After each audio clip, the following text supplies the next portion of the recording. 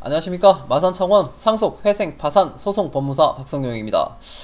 오늘은 이제 제가 시험 당시에 이제 가졌던 마음가짐에 대해서 이야기를 해볼까 하는데, 뭐 기본서 보는 방법이나 문제집 보는 법, 푸는 법 이런 거나 빨리 알려줄 것이지 그게 왜 궁금하냐라고 하실지 모르겠습니다만은, 이 앞전 영상인 시험의 특성 부분과 제가 생각했던 시험의 특성과 오늘 영상이 이제 어떻게 보면 제 공부법의 기본이기 때문에 말씀을 드려보는 겁니다. 일단 저는 기본적으로 객관식 시험을 준비하면서 이해를 한 적이 없어요. 나중에 문제 푸는 법 할 때 설명드리겠지만 기본적으로 문제를 지문을 이해하고 문제를 풀지는 않았습니다. 혹자는 이 시험을 접근하기 위해선 많은 의문을 가지고 왜? 라는 생각을 가져야 된다고 하실지 모르겠는데, 저는 오히려 반대로 의문을 가져서는 안 된다고 생각해요. 왜냐면 이제 앞서 이야기했다시피 공부하는 구조가 그거잖아요. 조문이 있고, 그리고 그에 대한 취지가 있고, 그리고 이 법조문이란 게 모든 상황과 변수에 맞게 만들어진 게 아니다 보니까 해석상의 문제가 발생을 해요. 그거에 대해서 명쾌하게 판단을 내리는 것이 바로 판례죠. 따라서 우리는 기존에 있는 판례를 활용해서 업무를 처리하는 실무 전문가로서 판례가 그렇다면 그냥 그대로 받아들이는 모습, 그걸 가지고 사건을 처리하는 모습을 보여주어야 한다. 적어도 수험에서는. 심지어 민사소송법이나 상고절차특례법, 아니 뭐였더라? 하여튼 상고특례법이라 그러는데요. 거기 보면 심리불속행 사유에 그러니까 심리기각이죠. 거기 사유에 보면은 대법원 판례와 상반된 해석을 한 경우가 있어요. 그게 상고 이유가 돼요. 그 정도로 판례가 중요하거든요. 실무에서는 우리가 판례를 변경하거나 또는 새로운 판례를 만드는 데 일조할 수도 있을 겁니다.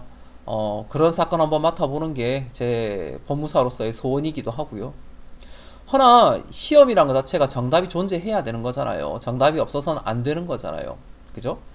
따라서 거기다가 우리가 실무 전문가를 뽑는 시험인 만큼 현존하는 판례를 활용해서 사건을 처리하는 모습을 보여주어야 되지 않는가, 그런 모습을 바라는 시험이 아닌가라는 생각을 가지고 접근을 했었어요.